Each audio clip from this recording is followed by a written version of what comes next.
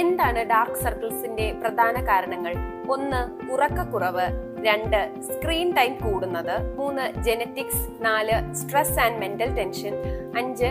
ഭക്ഷണത്തിൽ ചില വൈറ്റമിൻസിന്റെ കുറവ്, അതായത് വൈറ്റമിൻ B12, അയൺ പോലുള്ള മിനറൽസിന്റെയൊക്കെ കുറവ് കാരണവും ഇത്തരത്തിൽ ഡാർക്ക് സർക്കിൾസ് കണ്ടുവരാറുണ്ട്.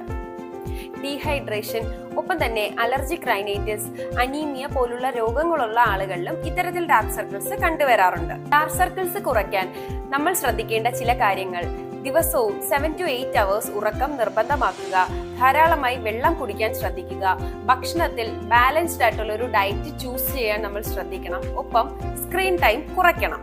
ഡാർക്ക് സർക്കിൾസ് കുറയ്ക്കാൻ നമുക്ക് വീട്ടിൽ തന്നെ പരീക്ഷിക്കാവുന്ന ചില ഹോം റെമഡീസിനെ പറ്റിയാണ് ഇനി ഞാൻ പറയുന്നത്. കുക്കുംബർ സ്ലൈസ് ചെയ്ത് കണ്ണിന് മുകളിലായി കുറച്ചു നേരം 10 to 15 minutes പ്ലേസ് ചെയ്യുക.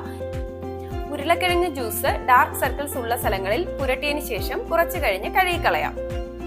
അതുപോലെ രാത്രി കിടക്കുന്നതിന് മുൻപായി അലോവേര ജെൽ കണ്ണിന് ഇതുപോലെ പുരട്ടിയിട്ട് കിടക്കാം. രാവിലെ എഴുന്നേൽക്കുന്ന സമയത്ത് കഴുകി കളയാം. ചെറിയ അളവിൽ മതിയാകും. ഉപയോഗിച്ച ടീ ബാഗ്സ് ഫ്രിഡ്ജിൽ വെച്ച് തണുപ്പിച്ചതിന് ശേഷം ഇത് കണ്ണിന് മുകളിൽ കുറച്ചു നേരം വെക്കാവുന്നതാണ്. കഫേൻ പഫിനെസ് കുറയ്ക്കാൻ ഹെൽപ്പ് ചെയ്യും.